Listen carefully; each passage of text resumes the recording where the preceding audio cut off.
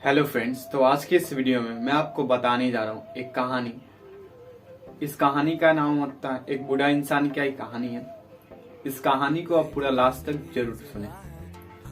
चलिए हम स्टार्ट करते हैं। होता है क्या, एक बाउंड्री पे एक हवेली होती है। उस हवेली के चारों तरफ बंजर जमीन और गर्मी का मौसम होता है और हवा थोड़ी थोड़ी चलती हुई होती है।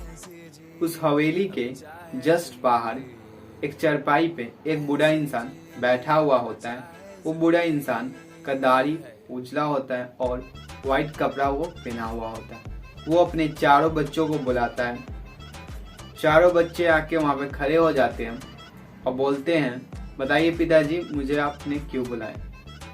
पिताजी बोलते हैं कि मैं तुम्हें एक राज की बात बताने जा रहा हूँ। इस राज को आज तक मैं किसी को नहीं बताया हूँ, इसे तुम ध्यान से सुनना। चारों बच्चे बोलते हैं, बताइए पिताजी, क्या बात है। तो पिताजी बोलते हैं कि आज रात 12 बजे मेरी मौत हो जाएगी। मौत का कारण तुम चारों में से कोई एक है, पर मैं ये नहीं जानता हूँ। जब मेरी मौत हो जाएगी तो आप तुम सबको करना क्या है कि इस हवेली के जो पीछे का है वहाँ पे खुदाई करना और वहाँ पे दफना देना। और जब भी तुम चारों भाई में से पता लगे कि मेरी मौत का कारण कौन है तो तुम उसी जगह पे जाके खुदाई करना, वहाँ पे तुम्हें खजाना मिलेगी। इतना बोलते हैं और सब बच्चे सब हैरान हो जाते हैं और फिर से बोलते हैं कि तुम सबके पास एक मौका और है। अगर आज 12 बजे से पहले तक अगर तुम चारों में से पता लगा लिया कि तुम चारों भाई में से कौन भाई मेरा मौत का कारण है तो मैं अपने हाथों से उसे खजाना दे दूंगा।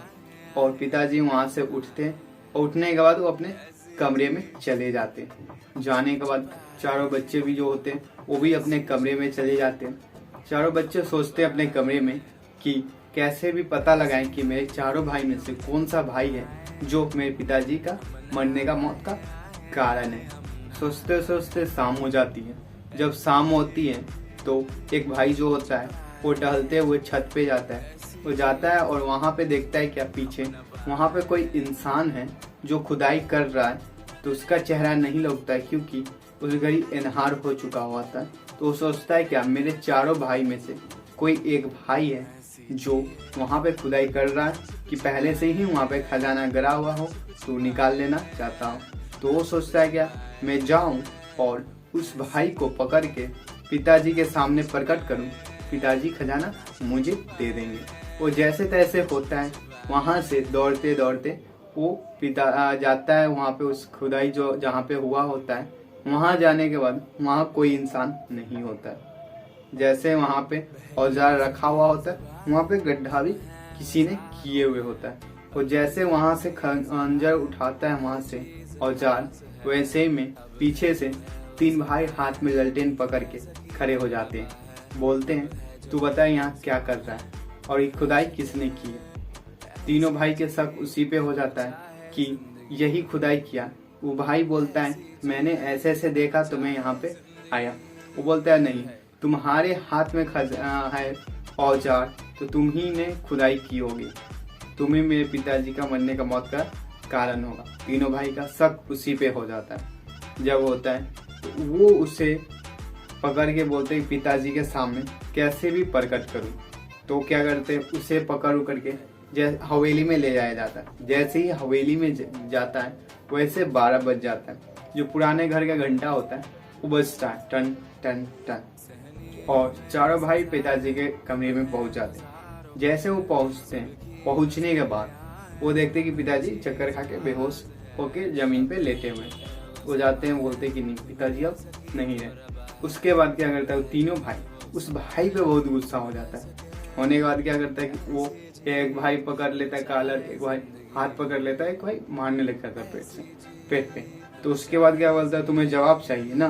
तो बोलता है कि तुम्हें जवाब चाहिए ना, आज 12 बज रही, कल 12 बजे मैं तुम्हें जवाब दूंगा इसका। तो बोलता है तीनों भाई, ठीक है, मुझे कल इसका जवाब मुझे चाहिए। तीनों भाई उस भाई पे नजर रखते हैं कि ये हवेली से कहीं भाग ना जाए। दिन भर जैसे जैसे पिताजी बताए होते वैसे वैसे तीनों चारों भाई करते हैं।